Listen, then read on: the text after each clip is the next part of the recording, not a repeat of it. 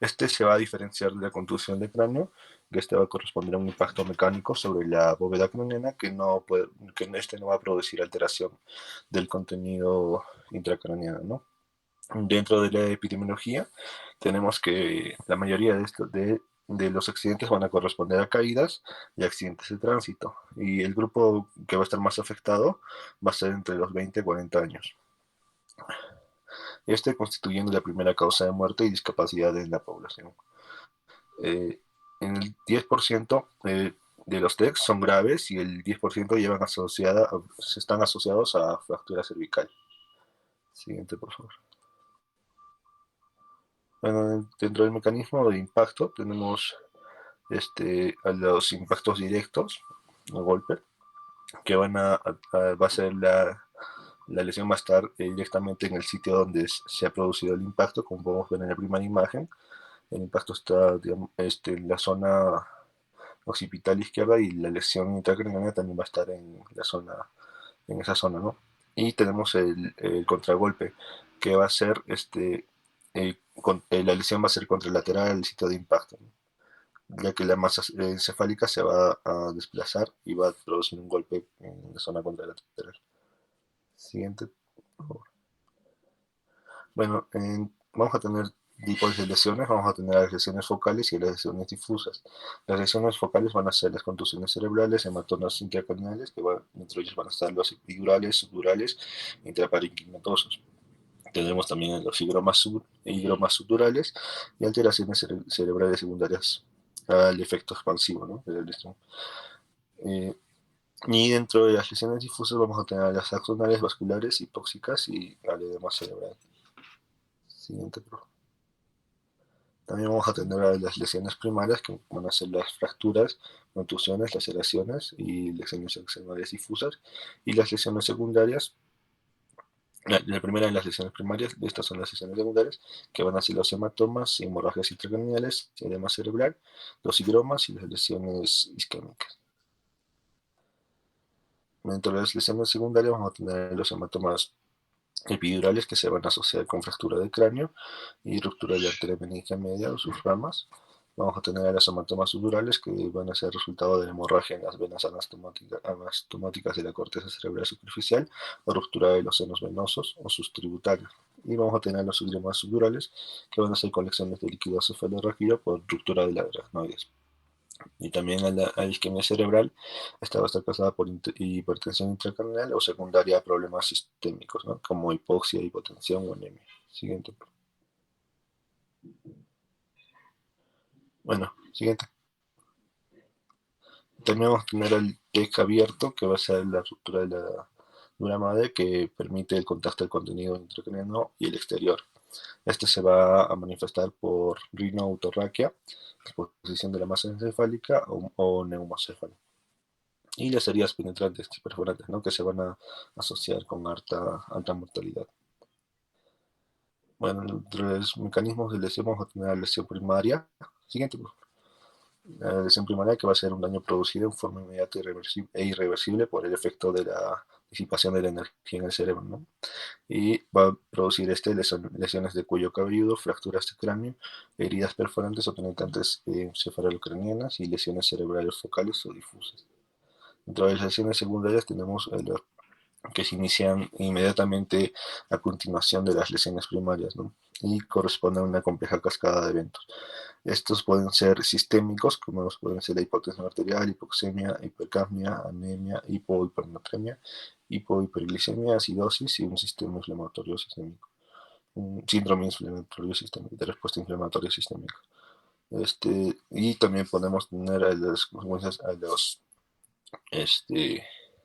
las lesiones intracraneanas, ¿no?, que pueden ser la hipertensión intracraneal, puede producir vasoespasmo, convulsiones, edema cerebral, hiperemia, hematoma cerebral tardío, disección carótida, alteración de la regulación cerebral. Bueno, siguiente. Y para entrar ya en nuestro tema principal, vamos a hablar sobre lo que es el hematoma epidural. Y como ya lo dije, el hematoma epidural va a ser consecuencia de la hemorragia en el espacio intradural entre la cara interna del cráneo y la dura madre. La causa más frecuente va a ser la ruptura traumática de la arteria meningia media, y en menor medida puede ser por la ruptura de un seno, del seno venoso de la dura madre. Dentro de la etiopatogenia vamos a tener que en un 85% de los casos va a ser por ruptura de la arteria meningia media, como ya lo mencioné. Va a estar asociado con fractura de hueso temporal, y la sangre acumulada se va a acumular con rapidez, y esto va a producir compresión cerebral, ¿no? Y también puede producir herniación transtentorial. Y al final puede caer, si es que no se trata a tiempo, va a ser causa de coma o muerte. Siguiente.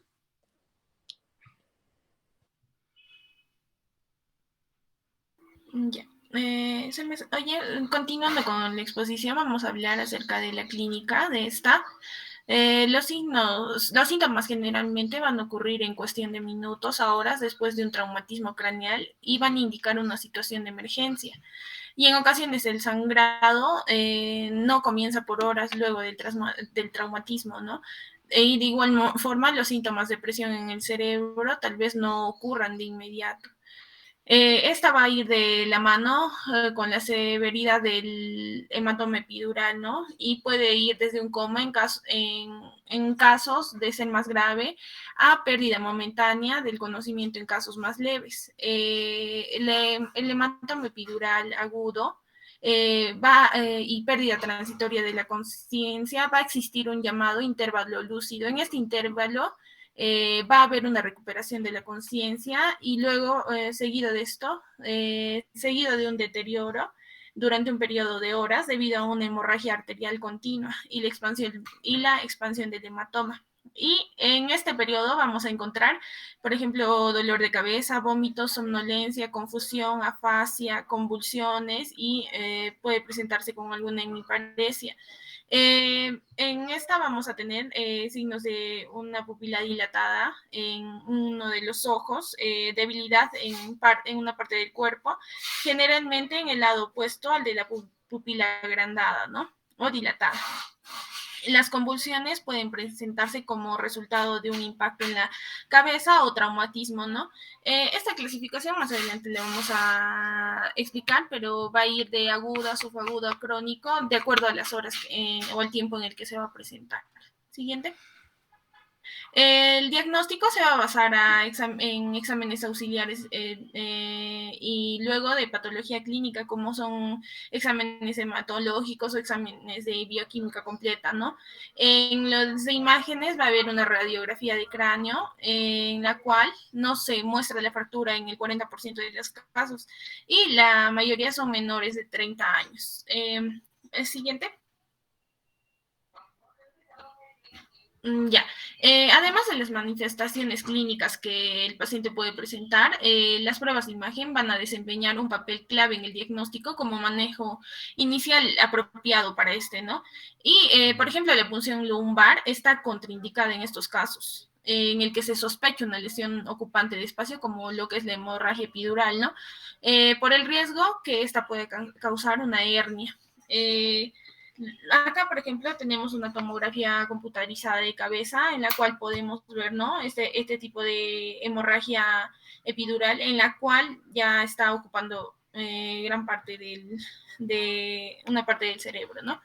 Eh, esta tomografía computarizada va a ser es el estudio de imagen más utilizado para el traumatismo cráneoencefálico, debido a la velocidad, a su relativa simplicidad y amplia disponibilidad, ¿no?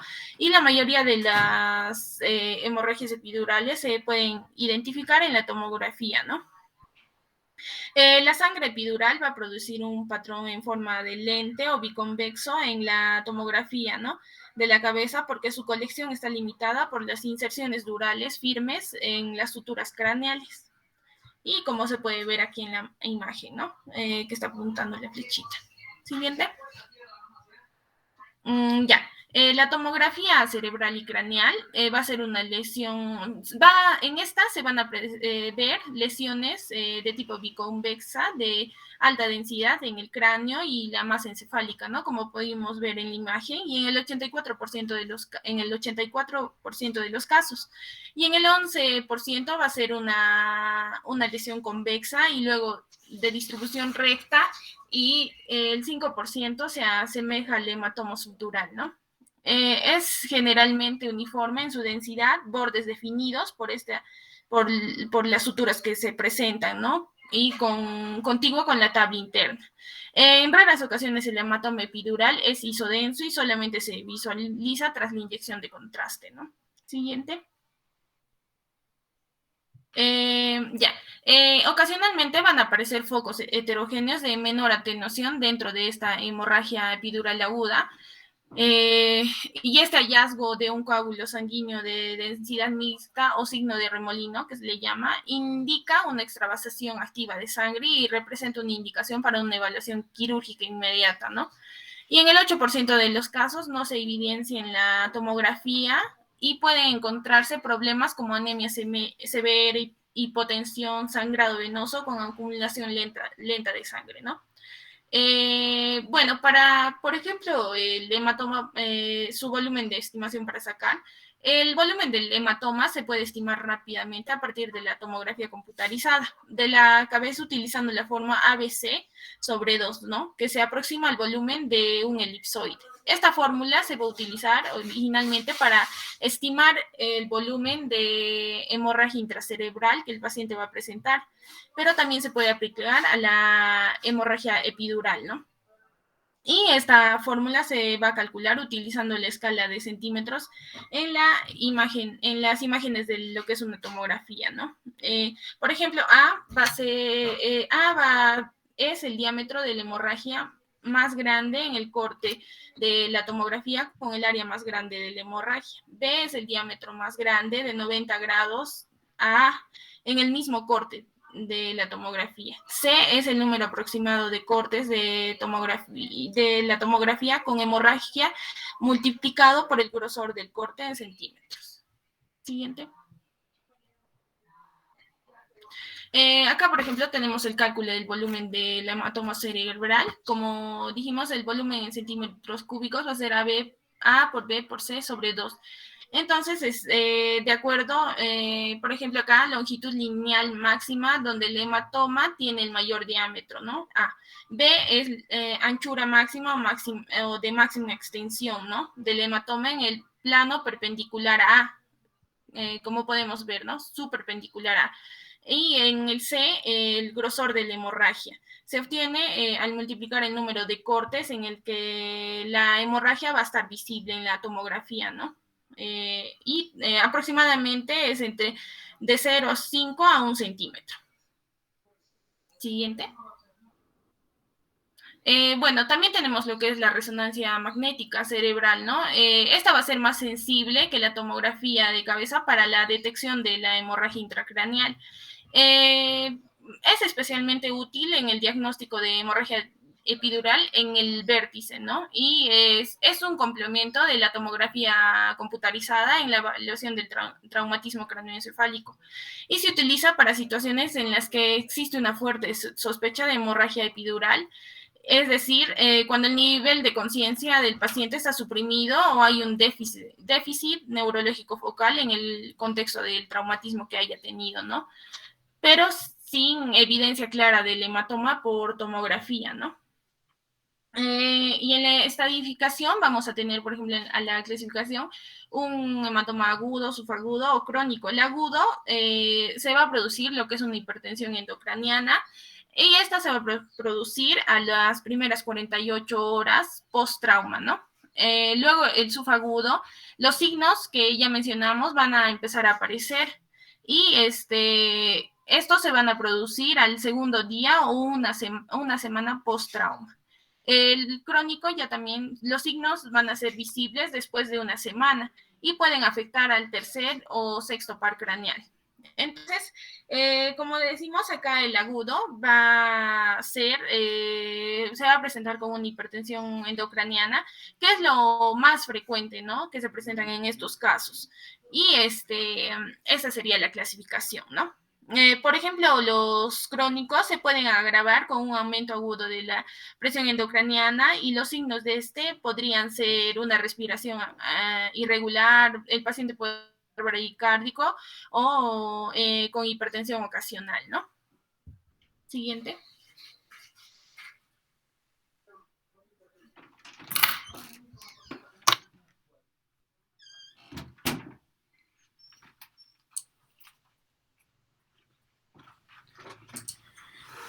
Bueno, continuando con la exposición, nos enfocaríamos en lo que es el pronóstico del hematoma epidural.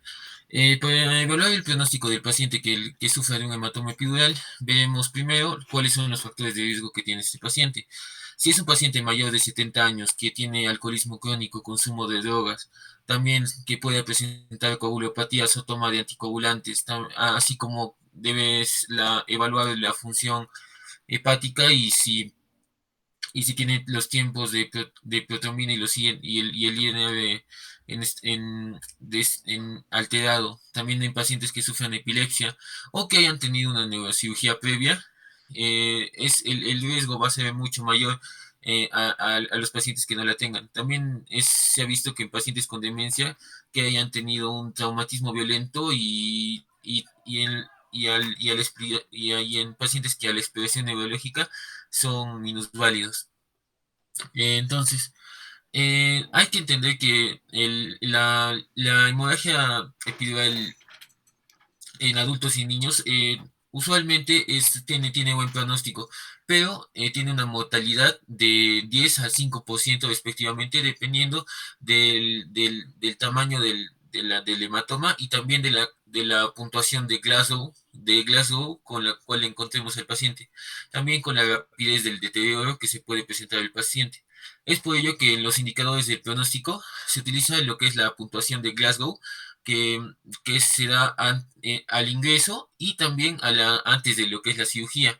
Esto lo va a clasificar la gravedad del coma de acuerdo a las tres categorías en su capacidad de respuesta, como lo que son la mejor apertura de ojos, la mejor respuesta verbal y la mejor respuesta motora, entre las cuales los vamos a puntuar entre un 3 y un 15. Y las puntuaciones más altas van a indicar un mejor desempeño. También otros factores indicadores o factores pronósticos son la presencia de anomalías pupilares, en particular si las pupilas van a estar no reactivas, contralaterales o bilaterales. Es la edad del paciente, si hay un intervalo más largo entre lo que es el deterioro neurológico y la cirugía, ya que un deterioro neurológico muy rápido nos puede indicar de un mayor compromiso a nivel cerebral y un mayor riesgo de complicaciones como lo que son la hernia cerebral y la hipertensión endocraniana.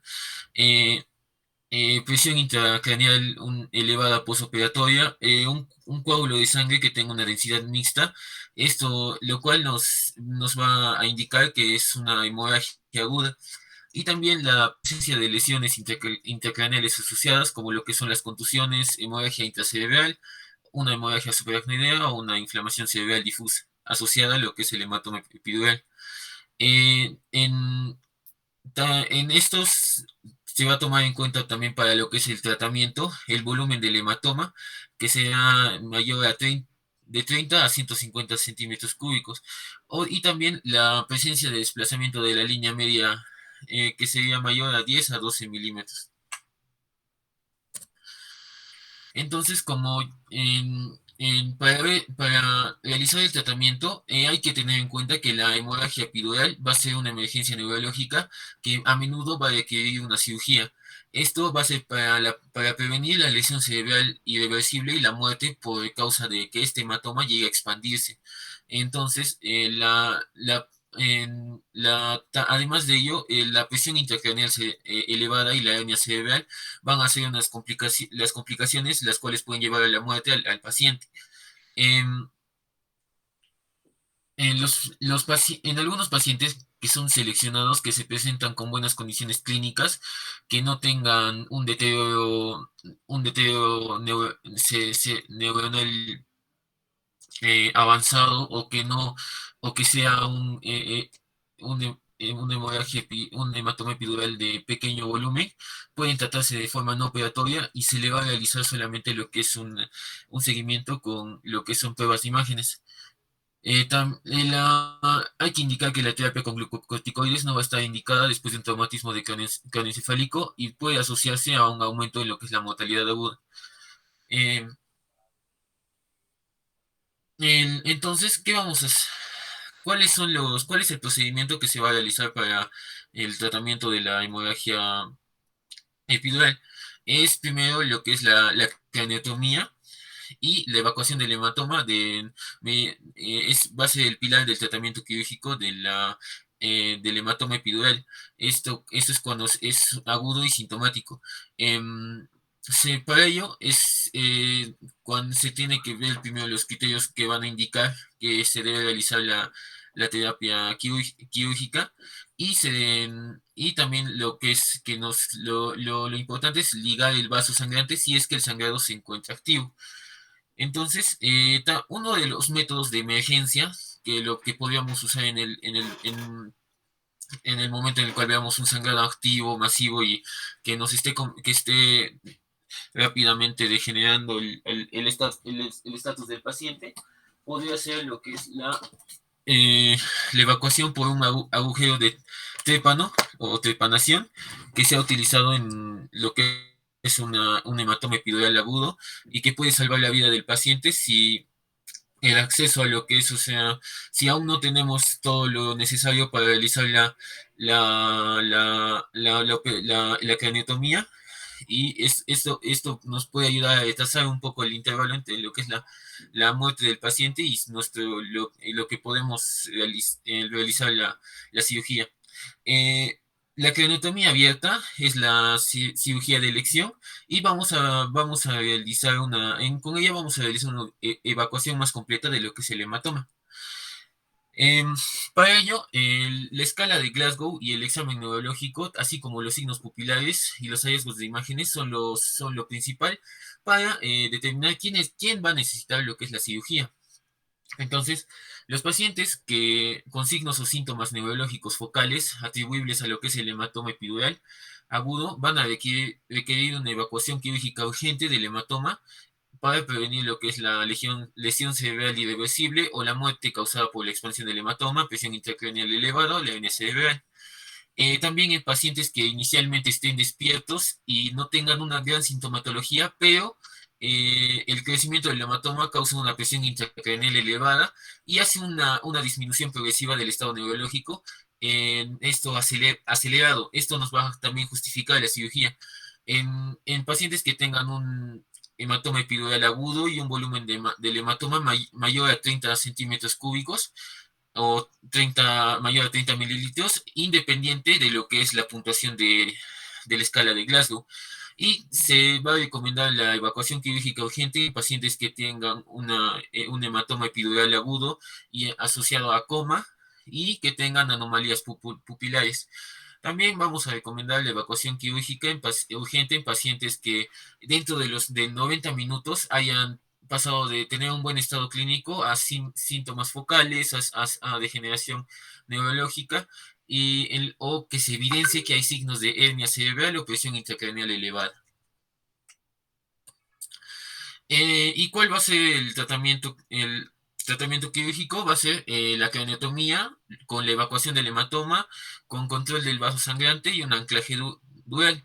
En este momento, yo traté acá de resumir los pasos que se realizan, pero para una mejor apreciación, no sé si podría mostrarles un video de unos 5 o 4 minutos, por favor.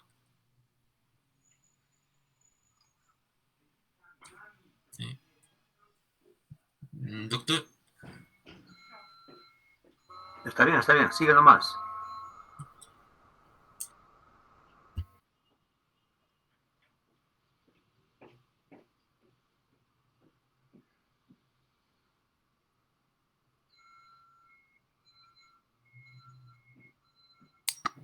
Avísenme si se ve normal. No tiene mucho audio el video.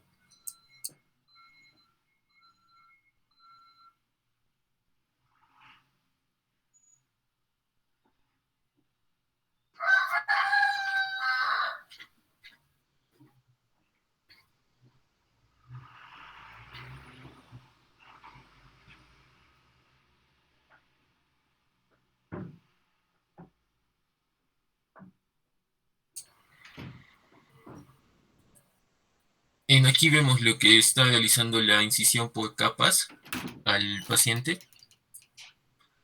Previa a hay que rapar al paciente y realizar lo que es la asepsia del cuero cabelludo. Se va a diseccionar con el escalpel el músculo, los músculos, dejando expuesto lo que es el cráneo.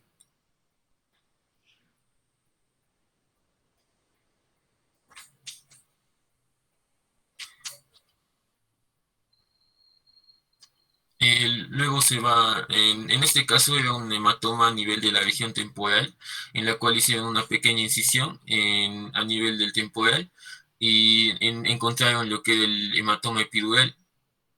En- y se vio una ligera fractura del hueso temporal, en lo cual tuvieron que cauterizar lo que era la arteria meningia media, y con lo cual pararon lo que era el sangrado.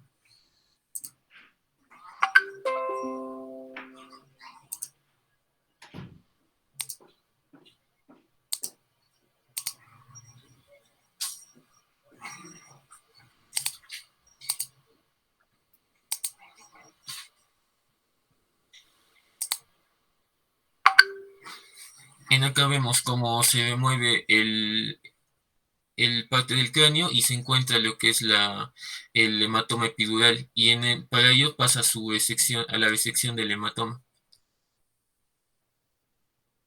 Es necesaria la craniotomía, ya que esta es la mejor manera de evacuar la mayor cantidad del hematoma. Y por último se sutura el hueso posicionándolo en su lugar de origen.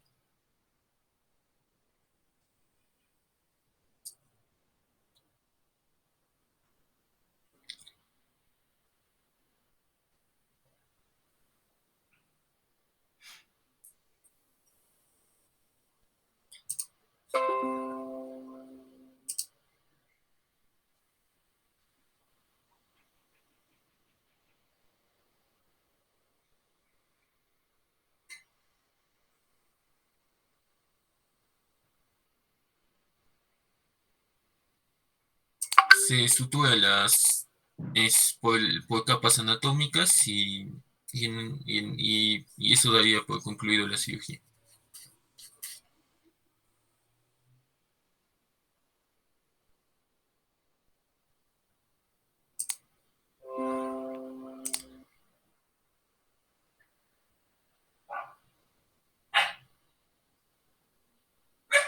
Y por último vemos cómo ha mejorado la TAC y no ha habido complicaciones.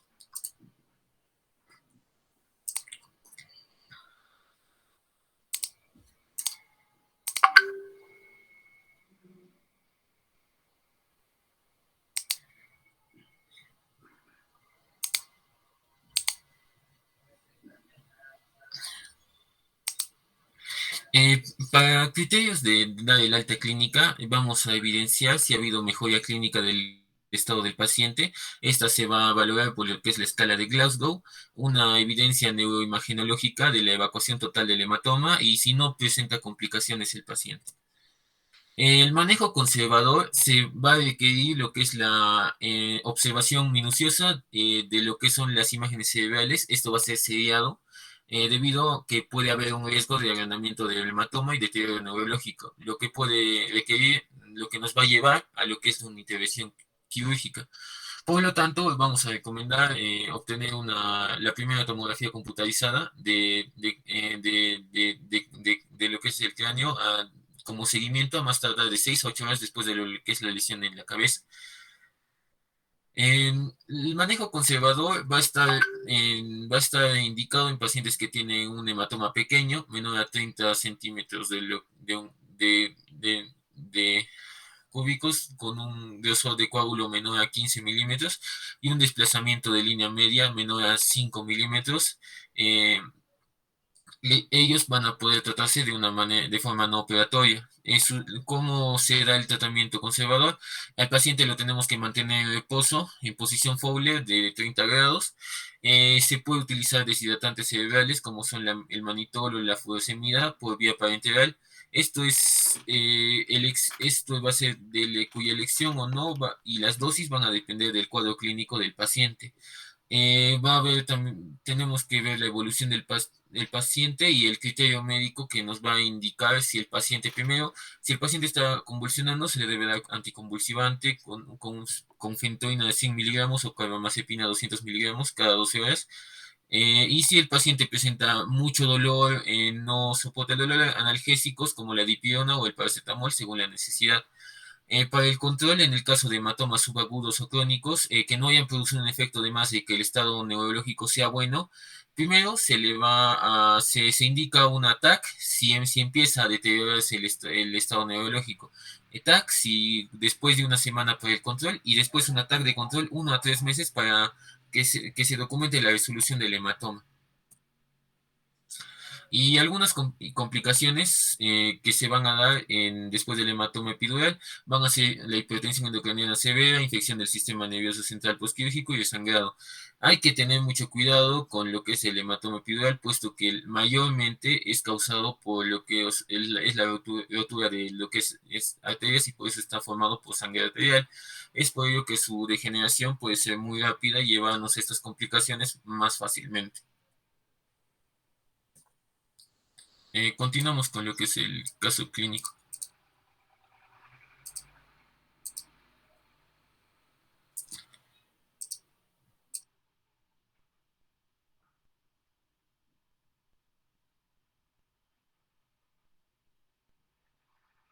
Bueno, continuando con la presentación del caso, en este caso tenemos a un paciente de sexo masculino de 26 años de edad, con antecedentes de diabetes mellitus tipo 2 controlada con glibenclamida de 5 miligramos, una tableta en el almuerzo y en la cena. Este paciente viene con el diagnóstico de traumatismo encefalocraniano secundario a una agresión física sin pérdida del conocimiento. Entre los antecedentes tenemos que tener en cuenta que el paciente es diabético, ¿no? Pero en este caso está controlado. Como vimos en la fisiopatología, las lesiones pueden causar en este tipo de pacientes hiperglicemia. Entonces, en este caso, como está controlado, no nos preocupamos tanto del paciente. Al examen físico, todo el examen resultó negativo, no presentó síntomas, así también como los estudios imagenológicos, la radiografía de cráneo. Y lo que hace llevar a los médicos a decidir que se le dé el alta y observación en casa. Al día siguiente del cuadro, es traído nuevamente al centro de salud y en este caso ya presentaba cefalea holocraniana con predominio frontal, somnolencia, agitación psicomotora ligera y no habían signos de focalización del sistema nervioso central. Siguiente.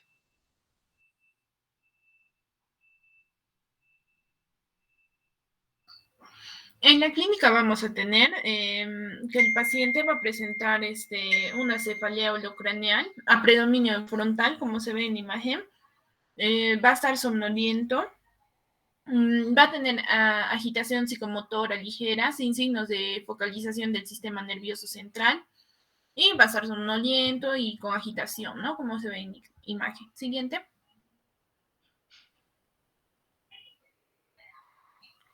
Ya, los métodos diagnósticos que se han usado en el caso, se realizó una tomografía axial computarizada de cráneo donde se corrobora el diagnóstico de hemorragia epidural derecha, temporoparietal derecha, como se aprecia en la imagen 1, aquí en la imagen. Y se va a indicar tratamiento médico según normas de especialidad para este tipo de lesión. Y se llevó al salón de operaciones para tratamiento quirúrgico de urgencia. Le realiza una craniotomía temporoparietal derecha con evacuación, ¿no? Y el paciente va a evolucionar satisfactoriamente y se le va a volver a realizar una tomografía de cráneo evolutivo, como se ve en la figura 2, donde se va a observar un patrón cerebral normal, ¿no? Y va a ser dado de alta los 7 días de tratamiento quirúrgico y va a ser visto por consulta externa hasta un alta definitiva del paciente. Siguiente.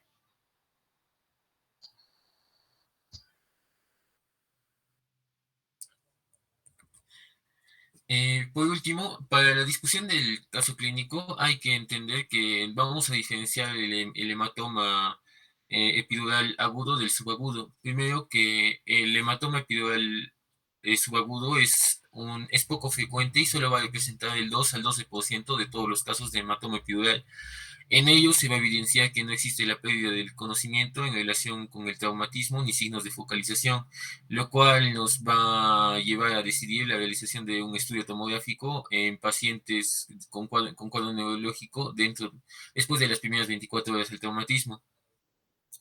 Suele ser más frecuente en su aparición o su localización dentro de lo que son las regiones diferentes a la temporal y puede tener cualquier densidad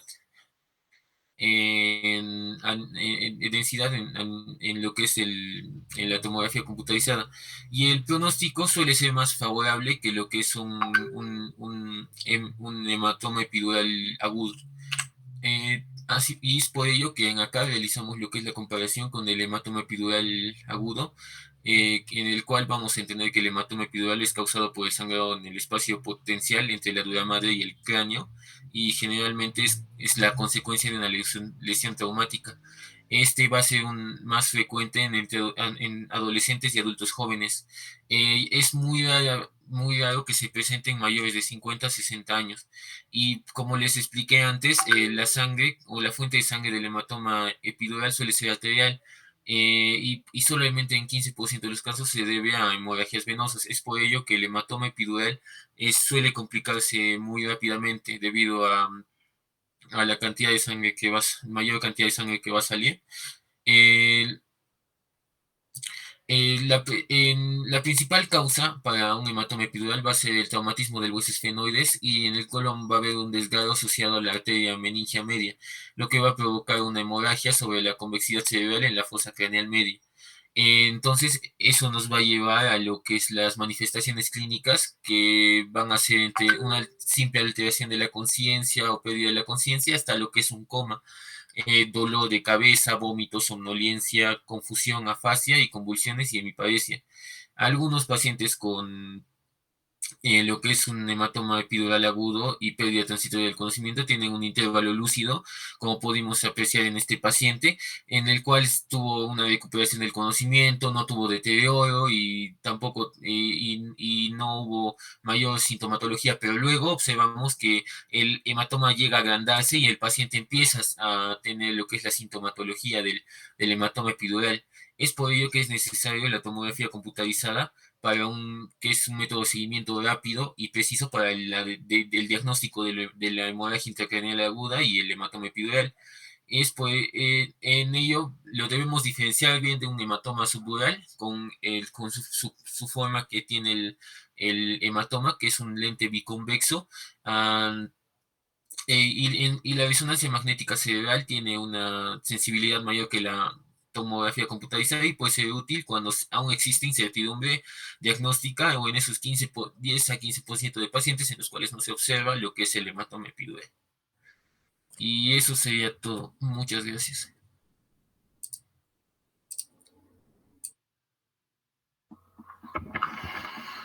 Muy bien, jóvenes. Vamos a discutir el caso clínico. La revisión está bien. La revisión teórica que hicieron está muy bien. Pónganme el caso clínico para discutir, jóvenes, con todos ustedes.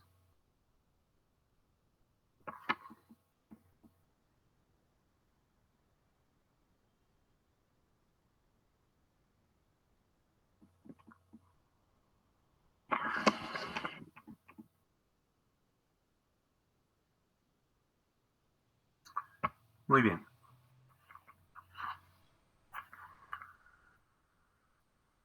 Johan Sebastián, buenos días. Doctor, buenos días. En la anamnesis, en la historia clínica, hay una primera parte que va como filiación, ¿no es cierto? Filiación del paciente. Aquí tenemos solamente dos datos de filiación: sexo masculino, edad 26 años.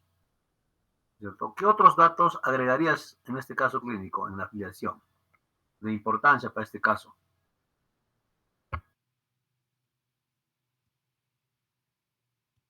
¿Con quiénes vive? Si vive o con quién llega también a la emergencia.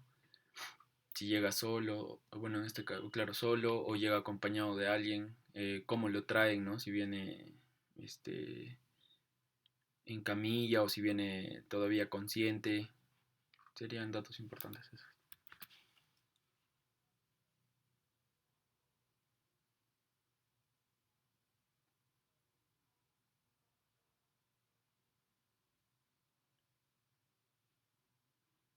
Otro dato en la filiación.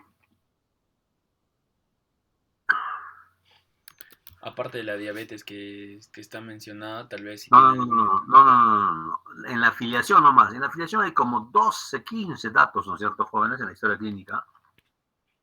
A ver, Jordan, ayúdanos. Aquí en el Doctor, caso clínico tal solamente es vez sexo la y edad. dominancia. Ya, dominancia. ¿Qué más?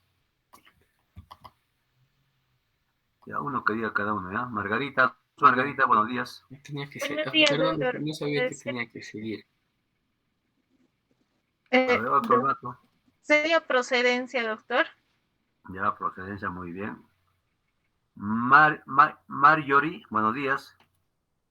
Buenos días, doctor. ¿Podría ser Otro dato. ¿Cómo? grado de instrucción? Perfecto, muy bien, grado de instrucción. Está bien. Maybel, buenos días. Doctor, buen día. Ocupación también. La Ocupación. ocupación. Muy bien. Es un joven de 26 años, ¿no? Debe tener ¿cuál será por su trabajo? Hay que saber, ¿no? Perfecto. Nila, buenos días. Doctor, buenos días. ¿Podríamos tener la fecha de nacimiento, el estado civil del paciente también, doctor? Perfecto, estado civil. Yamilet, buenos días. A ver, tú has expuesto, creo. ¿Qué otro dato más agregarías en la afiliación? Doctor, podríamos en filiación, antecedentes de sufrir hipertensión. Todavía no. Antes es otro rubro. Dijeron ya procedencia, ¿no? Lugar de nacimiento también han dicho, ¿no? Sí, doctor. A ver. Religión. No, Religión iría también, también, doctor. religión también es importante, jóvenes. Hay muchos pacientes que no quieren hacerse operar, ¿no? Tampoco quieren recibir transfusión sanguínea, entonces también hay que tener esos datos. Es importante también la religión de los pacientes. La dominancia lo dijeron, ¿no es cierto? Doctor, ¿todavía podría Rodrigo, buenos días. qué idioma habla? Ahí está, perfecto. Idioma también es importante. Ajá. ¿Qué tal es un paciente quechua hablante? Y nosotros no sabemos hablar quechua. Entonces, nuestro caso puede variar, ¿no? Ha sucedido, ¿eh? Hay casos, ¿eh? En Lima, por ejemplo, llegan pacientes quechohablantes y cuando le evaluamos o le evalúa el interno o el residente, no sabe quechua, entonces en la respuesta verbal le pone, pues, en la escala de Glasgow le pone 3, 2, incoherente le pone, ¿no? Entonces le baja el Glasgow, se dan cuenta. Entonces por eso es importante también el idioma, ¿no? Muy bien, jóvenes. Entonces, una historia clínica tiene que ser completa, jóvenes, ¿no?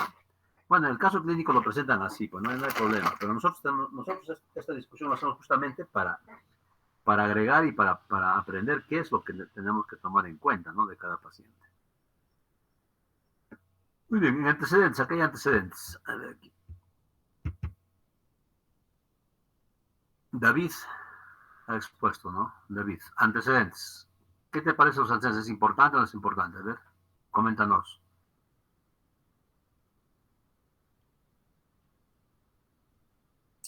Es muy importante, doctor, los antecedentes. Sobre todo, si bien no lo mencionamos aquí en lo que es la exposición, porque era un tema aparte ya muy largo, sobre todo si el paciente está recibiendo lo que es anticoagulación o es un paciente cardíaco que ha tenido infarto de miocardio y esté recibiendo em, ¿cómo se llama? Inhibidores de la vitamina K o enoxaparina, etcétera, porque repercute mucho en lo que es el caso del hematoma y en lo que es si el sangrado va a estar activo, doctor, ya que puede profundizar el hematoma. También el antecedente, si el paciente tiene mayormente el antecedente cardíaco es lo que nos da mayor relevancia, doctor. Muy bien. Yendo al caso clínico, ahí nos dice diabetes mellitus de tipo 2 controlada con glibenclamida. ¿Ese dato te llama la atención o no, David? Sí, doctor. Ya, ¿qué pasa con los pacientes? ¿Qué van a hacer TEG, hematoma? Un paciente con diabetes que haga hematoma, ¿qué va a suceder? Los pacientes con diabetes mellitus son más propensos a realizar lo que es traumatismos o accidentes cerebrovasculares, doctor. También que lo son, que creo por el mismo grado de que tienen, también podemos llegar a confundir si el paciente con diabetes mellitus tipo 2 no está controlado. Veríamos que el paciente podríamos confundir lo que es los signos y síntomas del hematoma epidural con lo que es una complicación de la diabetes mellitus tipo 2 que podría ser una cetoacidosis diabética, doctor, o no me acuerdo muy bien.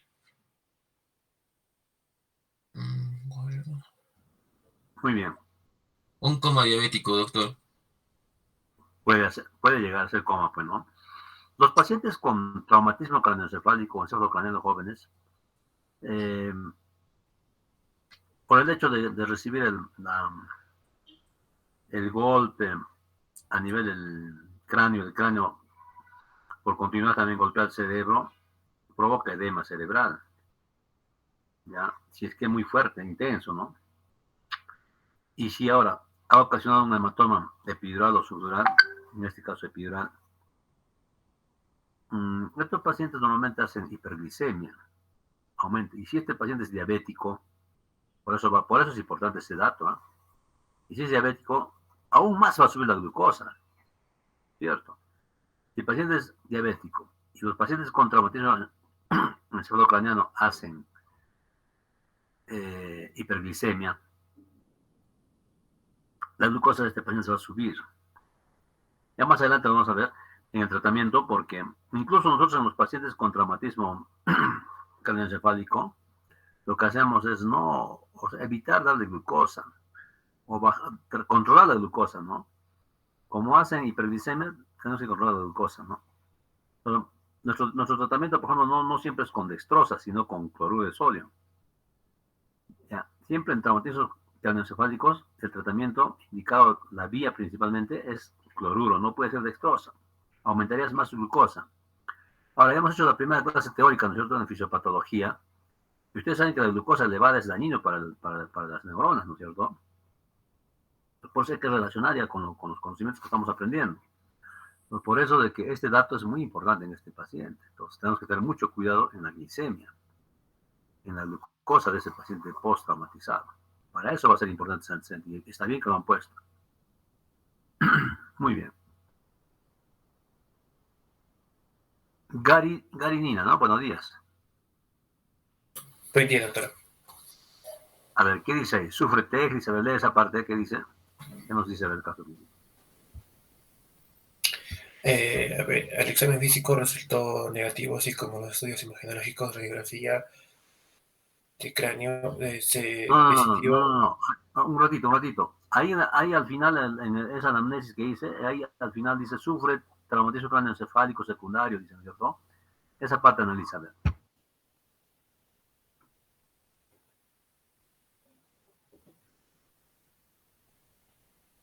A la parte que dice que presenta cefalea craneal con predominio frontal, somnolencia y agitación psicomotora ligera sin signos de focalización del sistema nervioso central. No. En el cuarto punto de la anamnesis, que está acá en el caso clínico, dice... Eso. Ella sufre un traumatismo craneoencefálico secundario o una agresión física sin pérdida de conocimiento. Como vimos en las causas que producen traumatismo craneoencefálico, pues estas pueden ser por de factores primarios o secundarios, ¿no? En este caso vemos que es un primario por una agresión física, el cual le produce un traumatismo, ¿no? Craneoencefálico, pero hay una diferencia, ¿no? Que el paciente no pierde el conocimiento, sino se mantiene consciente, despierto.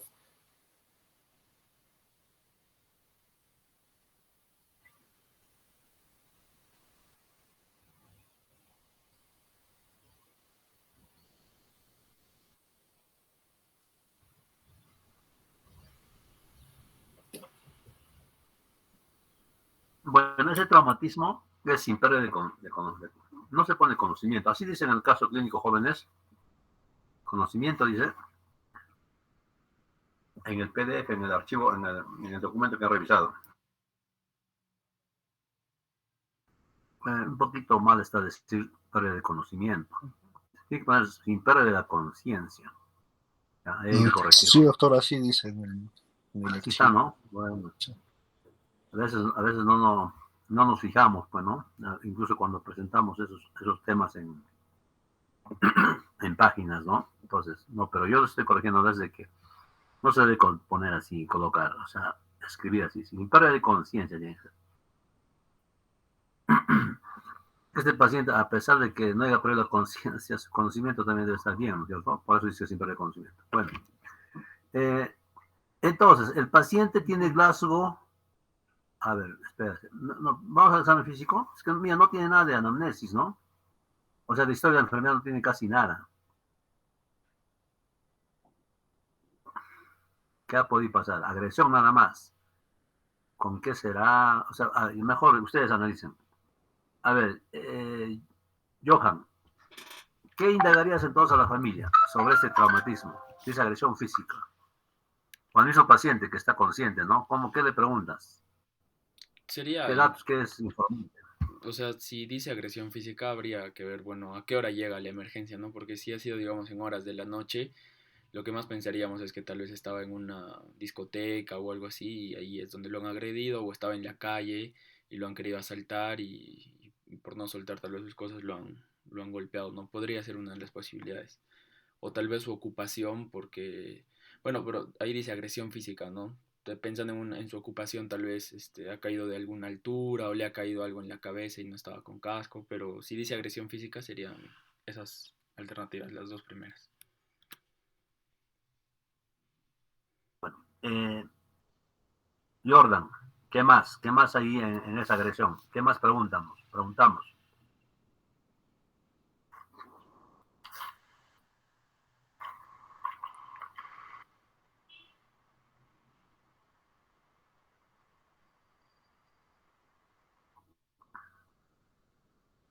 ¿Qué ha pasado? Jordan, ¿me escuchas?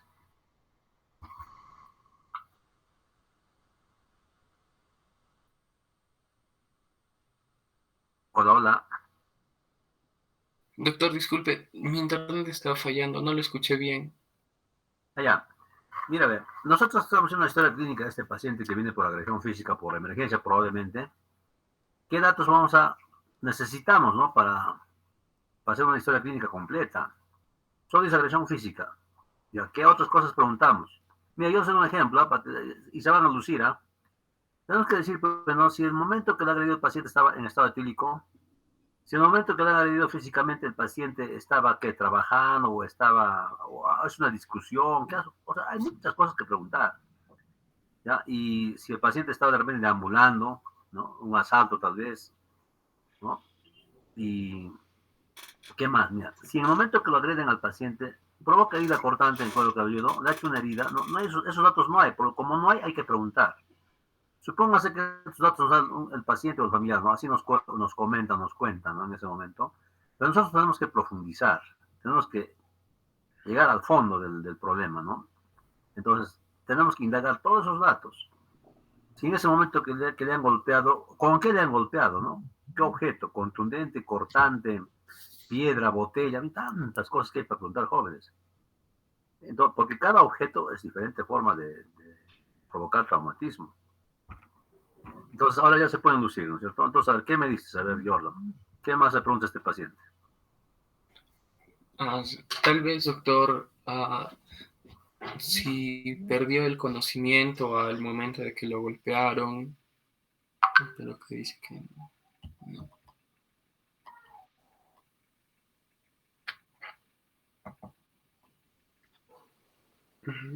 La edad.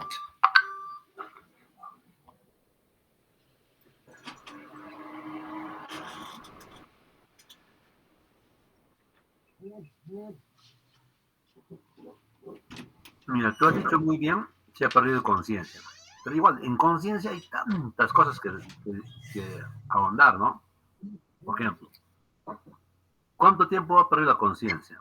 ¿Cierto? Claro. De ahí también puede ser, doctor, si presenta náuseas, vómitos. Si presentó, por favor. No. Sí, si presentó en ese momento, náuseas, vómitos. Otra cosa es que en la emergencia también hay que preguntar. O de repente ingresa con vómitos, con náuseas o con mareos. Pero en el momento del accidente, como el paciente no ha perdido conciencia, nos puede comentar muchas cosas. Si el paciente se ha caído o estaba parado, ¿no? Hay varios datos, jóvenes. A ver, ¿qué se le ocurre? ¿A quién estamos? Luz Margarita. ¿Qué más? A ver. Doctor. A ver. Ya dijeron de lo que podría estar ebrio el paciente, probablemente.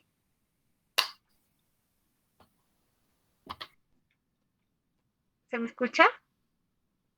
Sí.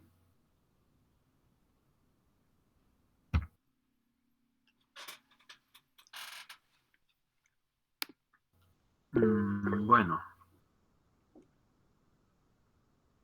A ver, ¿quién más puede ahondar más? Marjorie. Presente, doctor. También podríamos preguntarle, doctor, si tiene alguna otra lesión o signos de lesión a nivel de la cara, del cuello o de alguna otra zona para ver la gravedad de la agresión.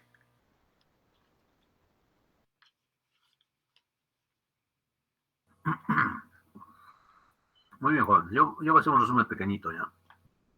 Pues yo le preguntaré a los pacientes o los familiares. El paciente, bueno, para empezar, ¿no? ¿Estaba en estado etílico o no? Ya. Luego, la agresión con qué objeto fue, ¿no? ¿Con qué objeto? ¿No? Contundente, contundente o con cortante. Puede ser también cortante, ¿no? Botellas, armas blancas, tantas cosas que pueden usar los que se agreden, pues, ¿no? Todos esos datos van a ser importantes. Más adelante se va a decir por qué, cuando hagamos el examen físico. Luego, si ha tenido pérdida de conciencia, es importante. ¿Cuánto tiempo ha perdido la conciencia? Si en ese momento el paciente se despertó solo, lo han ayudado, lo han auxiliado, ¿no? Y si el paciente podía pararse, no podía mantenerse parado. Después, de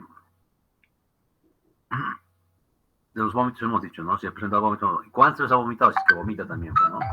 ¿Qué contenido ha sido el vómito? Ya saben eso que ustedes, en historia clínica, todos esos datos se tienen que considerar. ¿Cómo fue trasladado, pues, no? ¿Cómo lo trasladan al hospital? ¿Y por qué lo trasladan si no ha perdido la conciencia? ¿No? ¿Por qué lo trasladan? No sabemos, aquí no nos dice por qué lo traen al paciente al hospital, ¿no? Pero de repente tiene una herida cortante, ¿no? Sangrado. Como no nos dice, todo eso hay que indagar, jóvenes. Muy bien.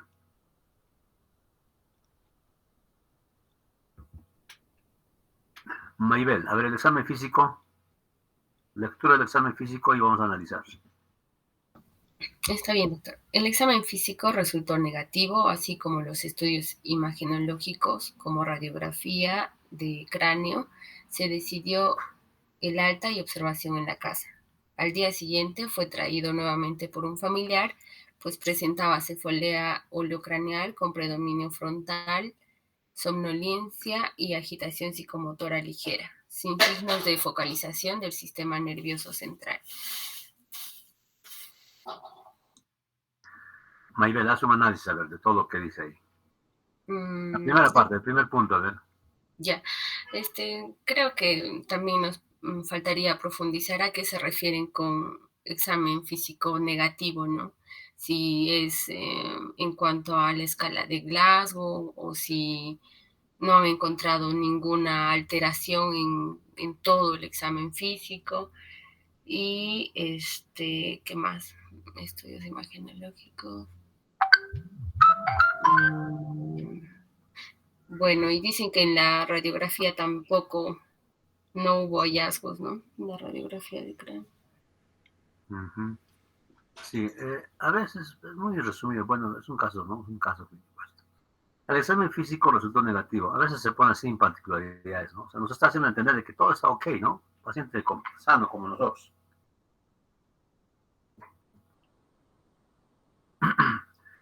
Eso es importante también, jóvenes. Si el paciente está clase 15, ¿no? Se supone que está clase 15 en este momento.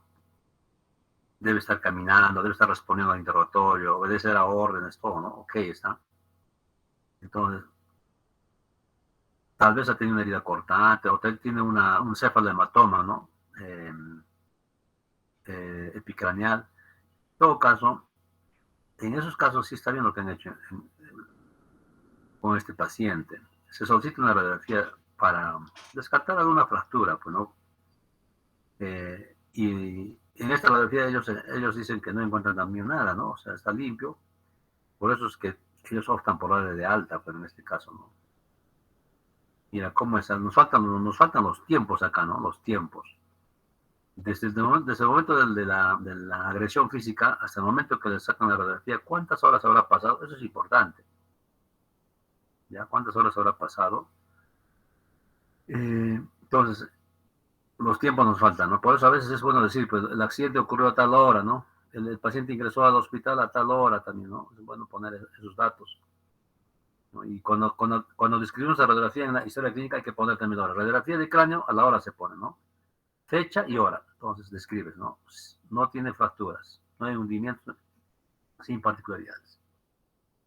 Entonces, esos tiempos son importantes. Al parecer, yo, según analizo este caso clínico, o a ver ustedes, a ustedes, ¿qué les parece? Nila, Doctor, ¿cuánto tiempo crees que ha pasado del accidente hasta el momento que le hacen la radiografía? Para que todo esté ok. ¿Cuánto tiempo crees que está pasando?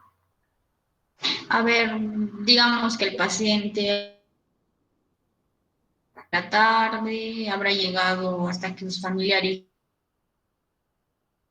de la noche al hospital, hasta esperar todo el proceso en el hospital, después de unas 4 horas, doctor, habrá sido, o 5. Si el hospital estaba lleno o no, también, doctor. Ya, por teoría, sus compañeros han revisado, o sea, ¿por qué es que más adelante va a aparecer hematoma epidural, ¿no es cierto? ¿Por qué? Si el paciente está en este momento de ingreso, ok. Es algo rápido, ¿no? O sea, desde la agresión hasta el momento que viene al hospital, no habrá pasado ni 3, 4 horas, ¿ah? Ni 6 horas. Por eso es que no hay efectos, pero no hay ningún daño. Así tienen que hacer ustedes por los casos de cada paciente. Entonces, ¿qué hacemos? A veces, sí. Una consulta, por ejemplo, cuando un paciente tiene un TEC, es igual, llega a la emergencia y ya yo estoy ahí. Cuando tiene antecedentes de diabetes o otra enfermedad, ¿lo tengo que tratar igual que un paciente sano o hay otra, no sé, otro protocolo? Por ejemplo, este paciente tenía diabetes, entonces probablemente, como usted nos mencionó, él tuvo una hiperglucemia inducida por el sarna y a pesar, y todavía tiene el antecedente de diabetes, ¿no sería un poquito más complicado en el caso de este paciente?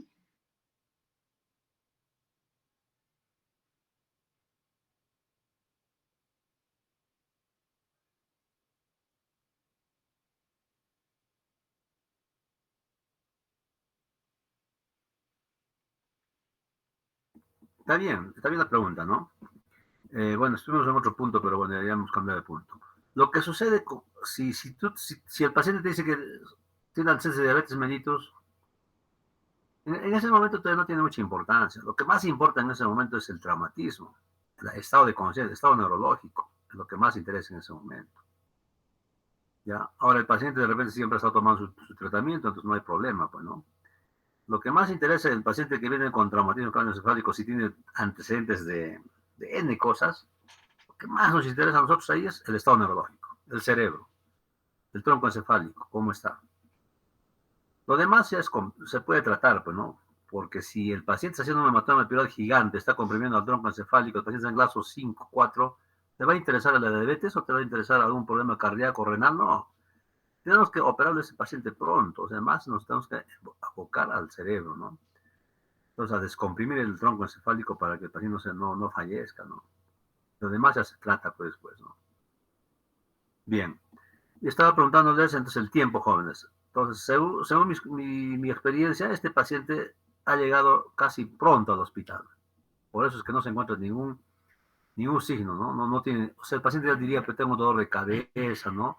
Tengo mareos, hubiera dicho, ¿no? O sea, hasta ahí no dice nada. Entonces, quiere decir que el paciente ha llegado lo más rápido posible al establecimiento, ¿no? A lo mucho, 3, 4 horas, o 2 horas, 3 horas.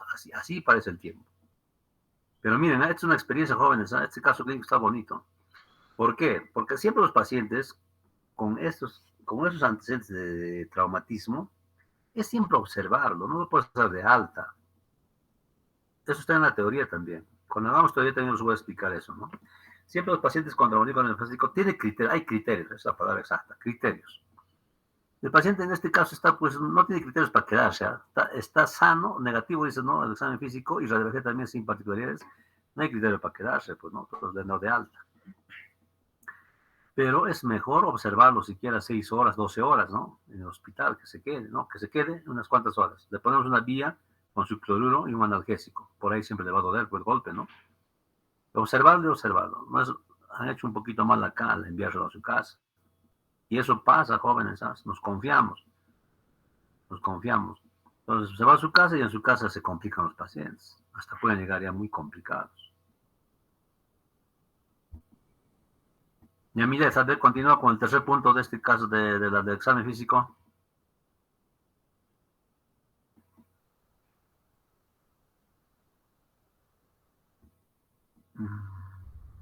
Yamilet, ¿dónde está?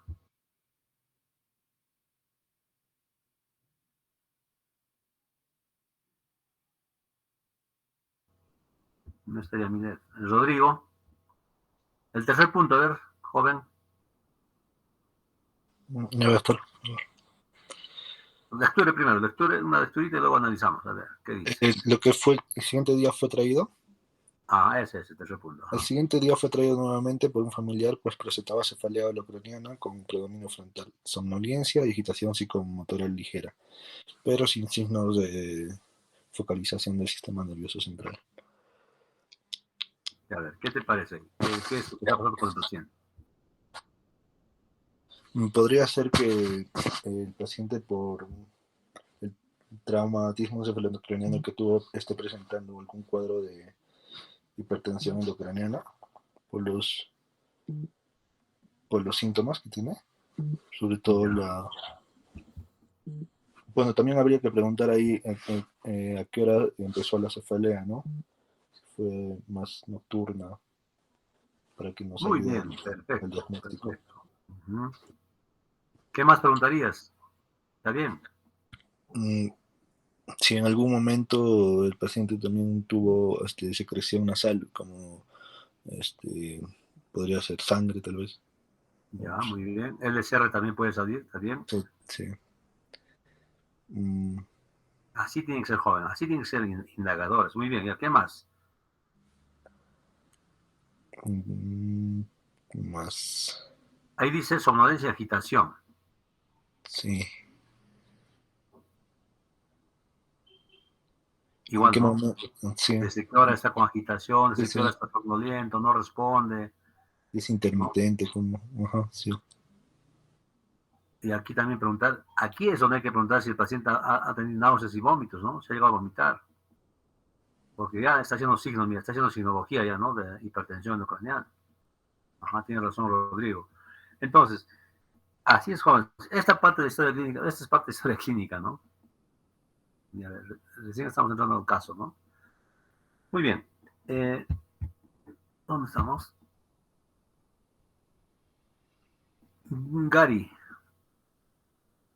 Cuando dice sin signos de focalización del sistema nervioso central, ¿qué nos está indicando en este caso clínico? ¿Qué está pasando con el paciente?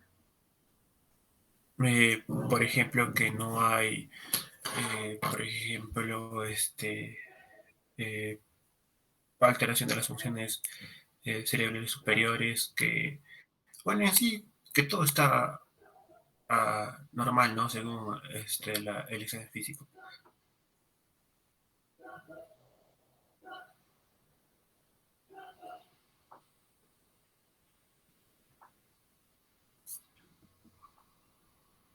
Johan, ¿qué nos está diciendo cuando habla de signos de focalización? Principalmente que no se ha encontrado hemiparesia, ¿no? O Eso. paraparesia. Uh-huh. No hay monoparesia, no hay biparesia, no hay hemiparesia, o sea, no hay problema de motilidad. ¿Ya? Pero también puede ser focalización el habla, la fascia, ¿no? La fascia, si habla o no habla el paciente, si responde o no responde. Tampoco debe estar respondiendo el paciente, solo que está con dolor de cabeza intenso. Y dice bien claro, predominio frontal, ¿no? Eso tenemos faltó preguntar al ingreso, ¿eh? Al ingreso hemos ido a preguntar eso. ¿En qué zona de la cabeza es el golpe, no? Nos faltó preguntar eso, ¿eh? Frontal, parietal, occipital. De acuerdo a eso, buscar el signo, ¿se dan cuenta? Si la lesión, el golpe está en la parte frontal, buscaremos pues síntomas, signos del lóbulo frontal, ¿no es cierto? O si está en la parte parietal del cráneo, buscaremos signos también de motilidad y de sensibilidad. O sea, cada parte, es importante por eso preguntar. En la primera parte nos hemos preguntado en qué zona era la erección, en qué zona de la cabeza. No hemos preguntado, tampoco hice el caso clínico. A ver, ¿qué sigue, jóvenes, a continuación? ¿Qué sigue? La siguiente diapositiva. Esta es la clínica del paciente, ¿no? Y orden, a ver, lectura esa parte, es lo mismo creo, a ver. Es lo mismo, ¿no? Es lo mismo, cefalea craneana, compresión frontal, somnolencia. Sí, doctor. ¿No? Muy bien. ¿Qué sigue a continuación? Otra diapositiva. Ya, a ver, pon la anterior nomás. Muy bien, jóvenes. Con esos datos que tenemos en la historia clínica, el antecedente, y con este examen físico, aunque no tan profundizado, ¿no? Hemos de profundizar. A ver, un poquito más profundizaremos. Luz Margarita, ¿cuánto de glaso tendrá este paciente en este segundo ingreso? Cuando está entrando ahorita, en este momento, en el segundo ingreso. ¿Cuánto le pondrías de glaso con esta clínica que tiene? Ya, doctor. A ver, cefalea.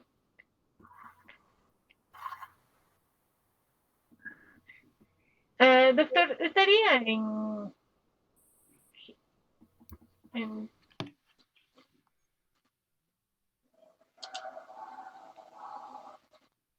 Ya, te ayudo.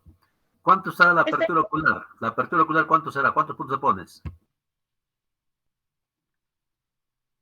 la apertura ocular, doctor, no presenta apertura ocular. Bueno, presenta normal, está normal. Porque no presenta signos de focalización, nada. Ya, ¿cuántos puntos le pones a apertura ocular? ¿Cuánto de puntaje le pones? 4, doctor.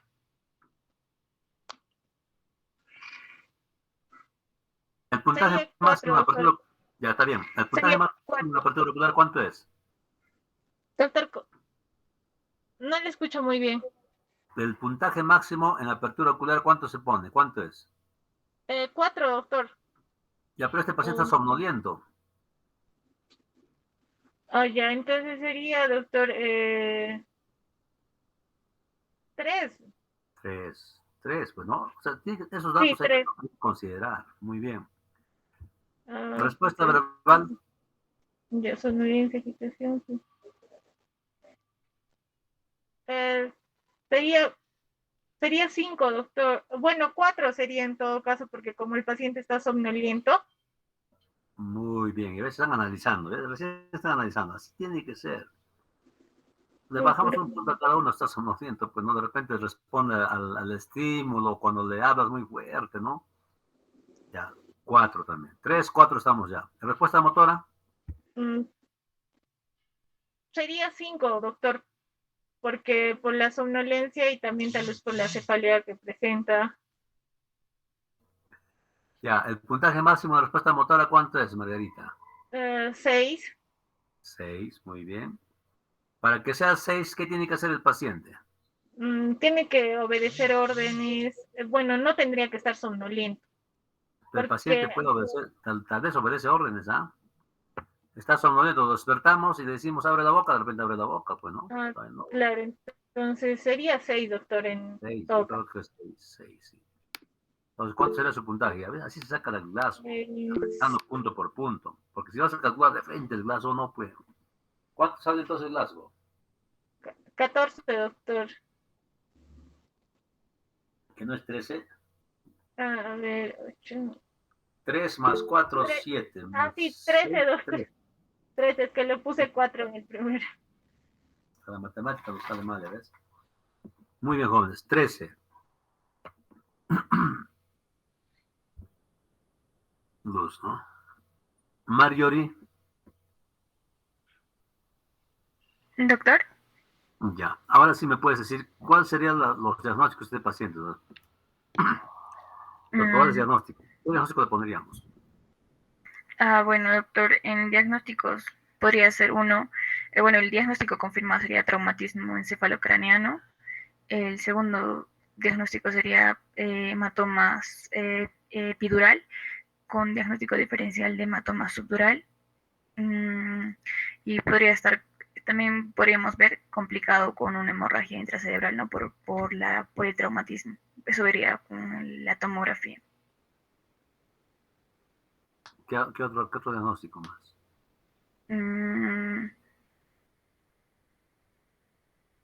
Por su antecedente, ¿ah? ¿Podría ser una hiperglicemia descontrolada o podría ser empezar? Diabetes, tiene diabetes el paciente. Bueno, a ver, otro diagnóstico, vamos a escuchar. Maybel, ¿cuáles serían tus presunciones diagnósticas? Doctor, ¿podríamos considerar también el Glasgow, el nivel de Glasgow como diagnóstico?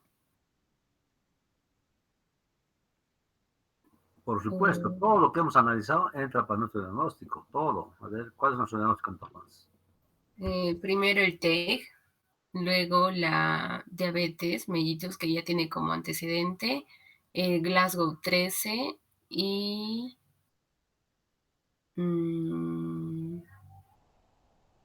solo eso, doctor.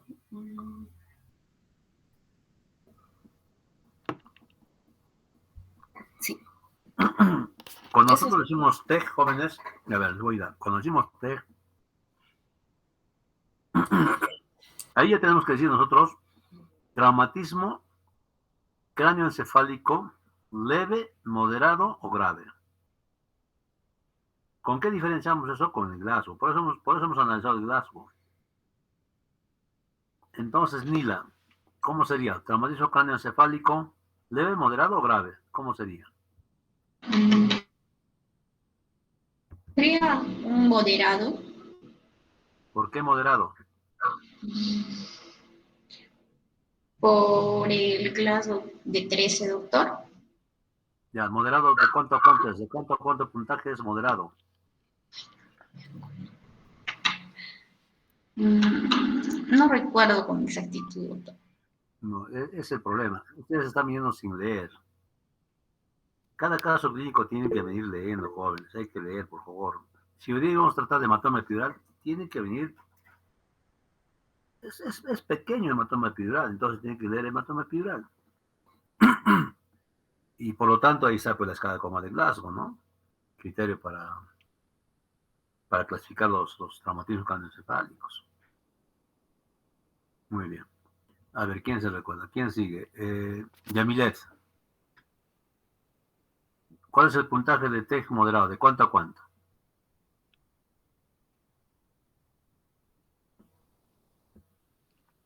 Doctor, creo que está con problemas en su internet, con su internet. Yamila se ha expuesto, ¿no es cierto? Sí, doctor. Ya, Rodrigo, ¿cuál es el puntaje de TEG moderado? ¿Cómo es? ¿De cuánto a cuánto es el moderado, perdón? Doctor, si no me equivoco es de 9 a 12. Caliente, caliente. De 9 a 13 es moderado, ¿ya? 14 y 15 le dicen leve, ¿no? Aunque el 14 no debería ser leve, pero no. Pero bueno. Eso hay que saber bien, jóvenes, ¿ah? Revisen, ¿ya? La próxima práctica es hematoma subdural, igualito. Para esa fecha me tienen que dominar bien, ¿ah? De memoria hay que saber esto. Es como la tabla de multiplicar. No podemos usar con una tablita para calcular el gasto de los pacientes, ¿ya? ¿Qué significa el puntaje 3 en apertura ocular? ¿Qué significa el puntaje 2 en respuesta motora? Eso hay que saber, jóvenes. Bien. Bueno, entonces este es un paciente. En el primer diagnóstico iría, jóvenes, traumatismo cráneoencefálico moderado.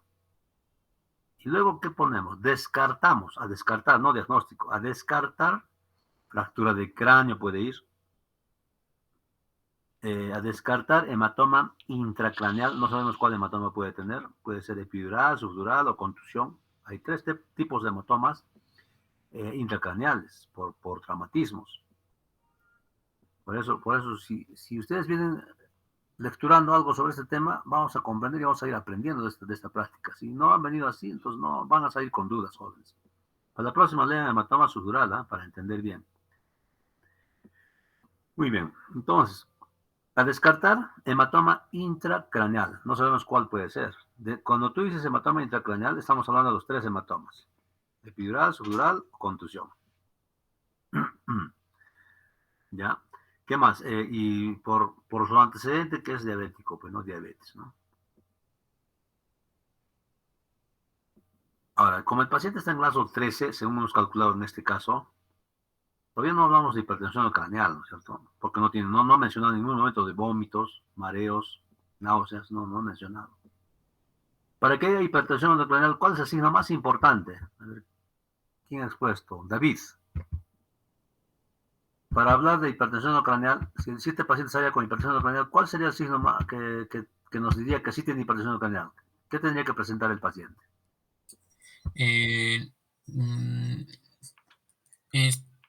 Miosis o miosis, doctor.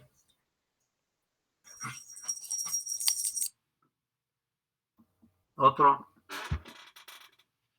Alteraciones en la respiración, doctor.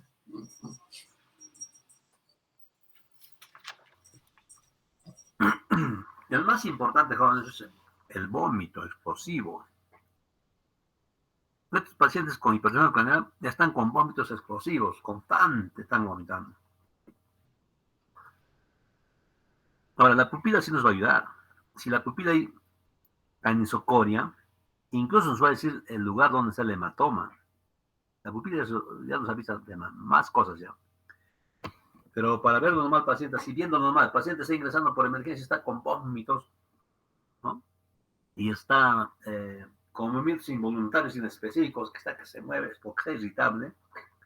Entonces el paciente está con hipertensión endocraneal. Debe tener un hematoma grande. ¿Ya?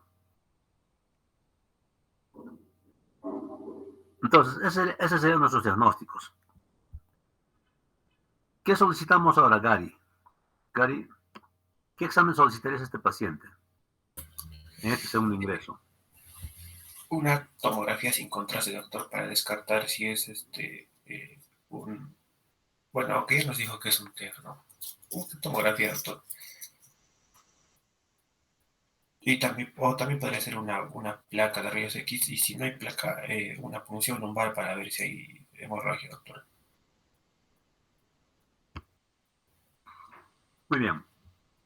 Como este paciente viene con somnolencia, grado 13, antecedente de golpe en la cabeza, ya estamos sospechando un hematoma intracraneal, fractura de cráneo.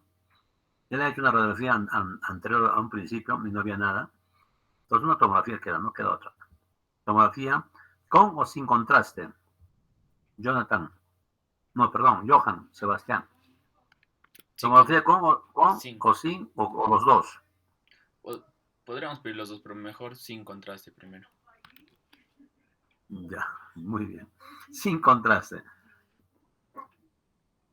En los traumatismos no se piden nunca con contraste, jóvenes. Siempre sin contraste. Una tomografía simple, pero con ventana ósea para ver cómo está el cráneo. A ver, presente la tomografía, jóvenes. David.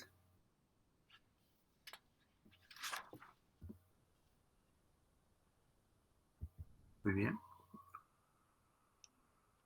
Jordan, ahí tienes la tomografía. A ver, una descripción de la tomografía. Esa es la tomografía de este caso clínico, ¿no, David? Sí, doctor. Ya, pone la pantalla para describirlo, ¿ya? Entonces, Jordan, describe la tomografía, a ver, la primera imagen, la izquierda. Ya, doctor. En la primera imagen vemos primero que está en una ventana parenquimal. De ahí observamos Perdón, un ratito, se me ha ido la... Ya, aquí está. Observamos que al lado izquierdo del área hay una zona mucho menos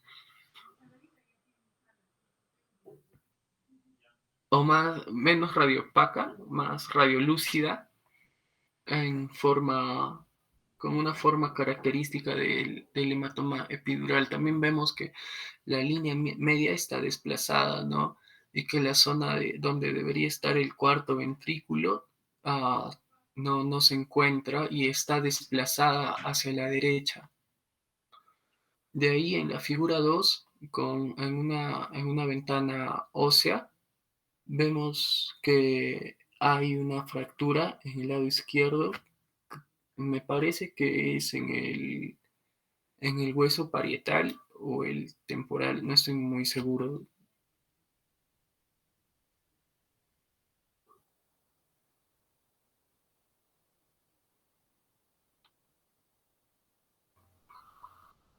Margarita, a ver, ¿qué más? A ver, la primera imagen. O si no, describe la segunda imagen para avanzar. A ver, yo después voy a escribir todo, ¿ya? La segunda imagen, Margarita. Ya, doctor. Tenemos, doctor, una zona hiperdensa en, en la parte de lo que es... bueno, no lo veo muy bien la imagen. Allá.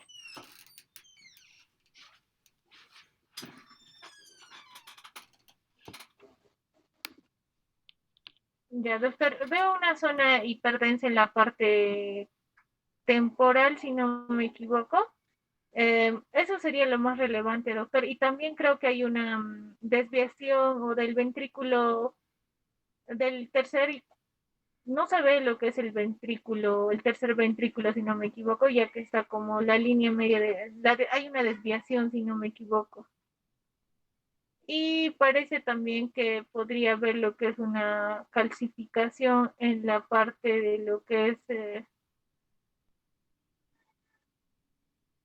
en la parte de cerca de lo que es al ventrículo, doctor, al tercer ventrículo, si no me equivoco.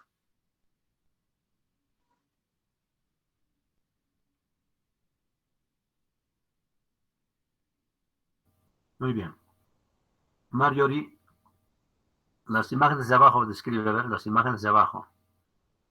Ok, doctor. Bueno, en, en contraste con las imágenes de abajo, primero notamos las zonas de la craneotomía que se hicieron, ¿no? La zona de la región del hueso, también la persistencia del hematoma a nivel a nivel de la piel que presenta la zona del golpe. Y bueno, hay resolución, ya no hay presencia de hematoma epidural ni signos. Y también se ha mejorado el alineamiento de los ventrículos, que se nota muy poco, y está alineado, no hay desplazamiento de la línea media.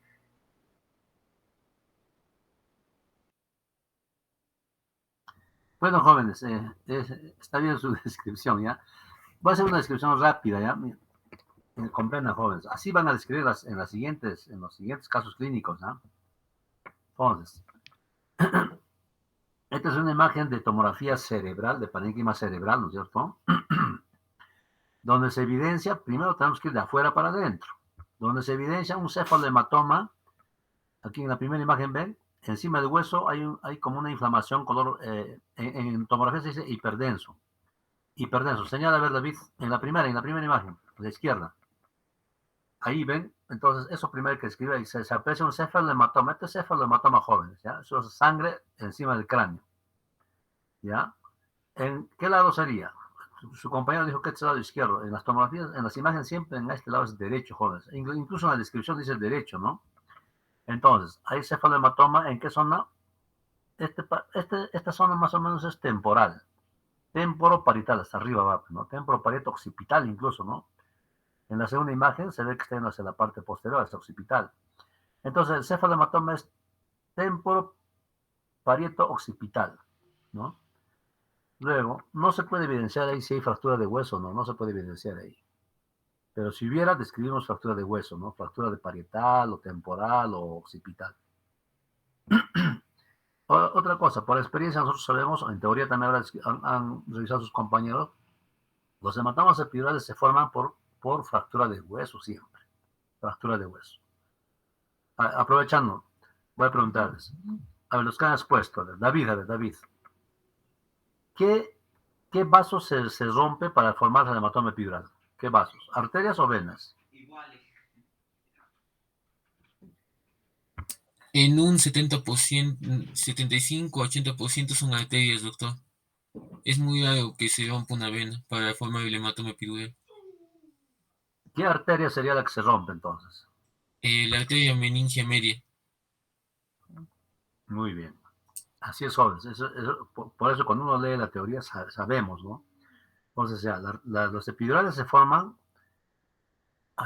Otra cosita. En anatomía ustedes deben recordar el hueso de la parte temporal, parietal, occipital. Tiene una cicatriz, está horadado, dicen, ¿no es cierto? Se dice en anatomía, un camino hecho. ¿Quién ha hecho el camino? Le ha marcado como una ramita de un árbol, ¿no es cierto? ¿Quién forma esas imágenes en los huesos por dentro? Esa anatomía. La meningia media, doctor. La meningia y sus ramas. Todas sus ramas hacen ese arbolito por dentro del hueso. Entonces, cuando ese hueso se rompe también la meningia, porque ahí está, esas arterias de las ramas de las meningias están incrustados en el hueso, por eso ha dibujado al hueso. En esos canalcitos viajan las arterias. Y por lógica, si se rompe el hueso, se rompe la arteria, ¿sí o no? Por eso se forman los epidurales. Entonces, por aquí debe haber alguna fractura, pero no se puede evidenciar. Por aquí tiene que haber una fractura. David, señala a ver el hueso, ese hueso temporoparietal, donde está el hematoma y el cefalohematoma, arriba, ahí.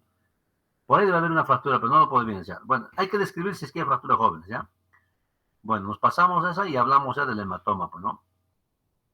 Entonces, evidenciamos una lesión hiperdensa en la región parieto-occipital, ¿no? Occipital derecho, muy bien, hay que decir siempre el lado derecho.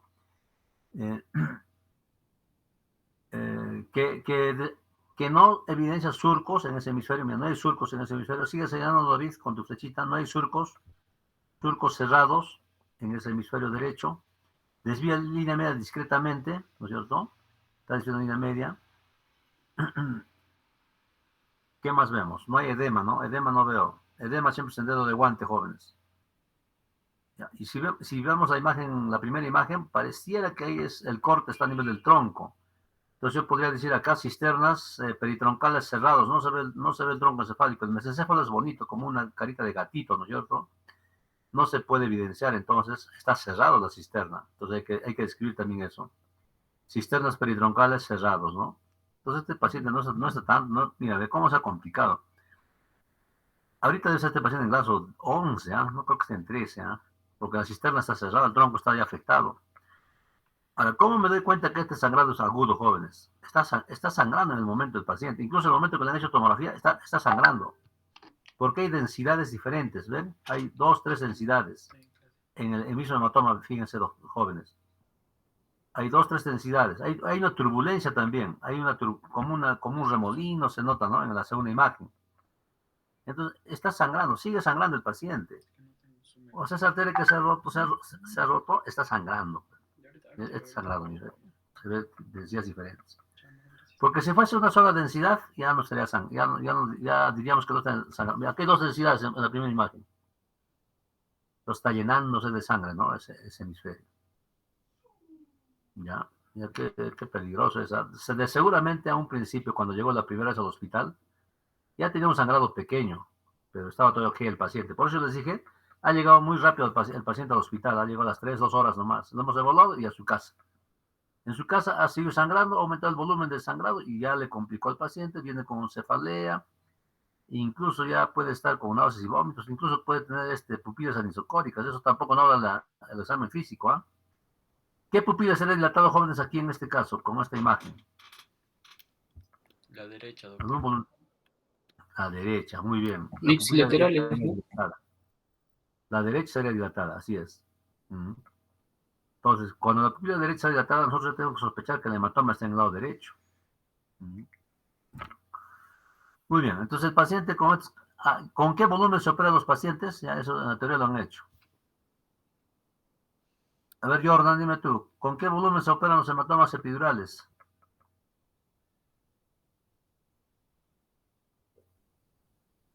Jordan, ¿estás o no estás?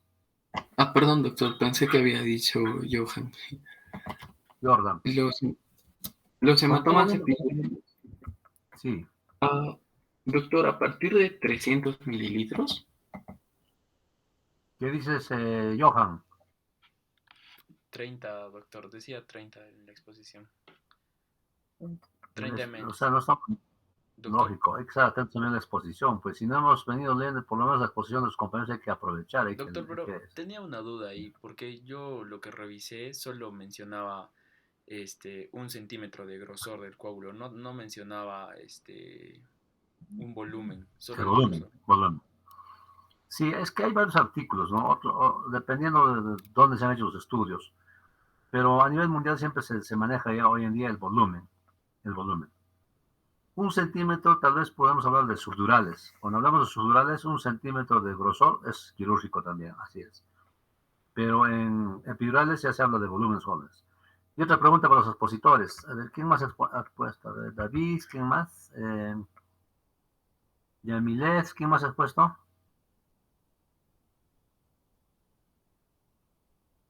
Jóvenes, ¿quién más? ¿Quién más es del grupo de exposición? Yamilet, David, ¿quién más? Yo, doctor. Ya, Rodrigo, entonces. Tú dime. ¿Me escucha, doctor? Sí, te escucho, Rodrigo. Dime. En la... ¿Cuál era la pregunta, doctor? Aló, Rodrigo, ¿me escuchas? Está súper entrecortado.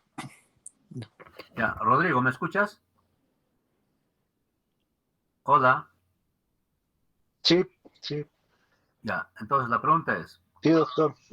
Ya, un hematoma epidural en la fosa occipital, o sea, a nivel del cerebelo, ¿con cuánto de volumen ya es quirúrgico? 15. Muy bien. Está bien. Así es, jóvenes. En la fosa occipital, en la fosa, a nivel del cerebelo, como está próximo al tronco encefálico, un volumen de 30 cc, jóvenes, de 30 centímetros cúbicos, lo va a comprimir al tronco encefálico y el paciente se muere inmediatamente. Entonces, con un volumen de 10 a 15 cc en fosa posterior, hay que operarlo inmediatamente, jóvenes. Entonces, hay criterios por eso. Esos criterios son los que ustedes tienen que aprendérselos. ¿Ya? Muy bien, entonces este paciente tiene que pasar a sala de operaciones, sí o sí, no queda otra. ¿Qué hacemos entonces en sala de operaciones? ¿Cuál es nuestro plan? ¿Cuál es nuestra cirugía? Gary, ¿qué hacemos? ¿Con qué plan entramos? ¿Cómo se llama la cirugía que vamos a hacer? Ahí pasa la siguiente diapositiva, David. Discusión ya. A ver, Gary, ¿qué operación hacemos? Doctor, una craneotomía descompresiva. Ya. Johan, ¿qué dices tú? Sí, doctor, yo estoy de acuerdo con una craneotomía primero, descompresiva. Y después Descompresiva. drenar Ya. el coágulo, ¿no? Ya. Jordan. Doctor, también una craneotomía descompresiva.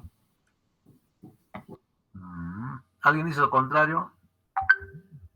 A ver, yo les digo, yo solamente daría craneotomía, o sea, no descompresiva, porque descompresiva tiene su finalidad, ¿eh? Craneotomía y evacuación del hematoma no más daría yo. Y lo vuelvo a recolocar el hueso. ¿Qué es craneotomía descompresiva? A ver, los que han dicho craneotomía descompresiva, ¿en qué consiste?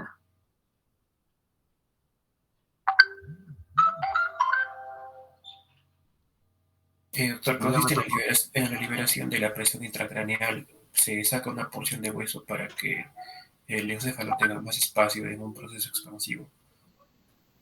Ya, retiramos el hueso y ¿qué hacemos con el hueso? Lo ponemos a nivel subcutáneo, doctor, en la parte abdominal del abdomen. Ya, Johan, ¿es lo mismo para ti? ¿Lo que dice su compañero?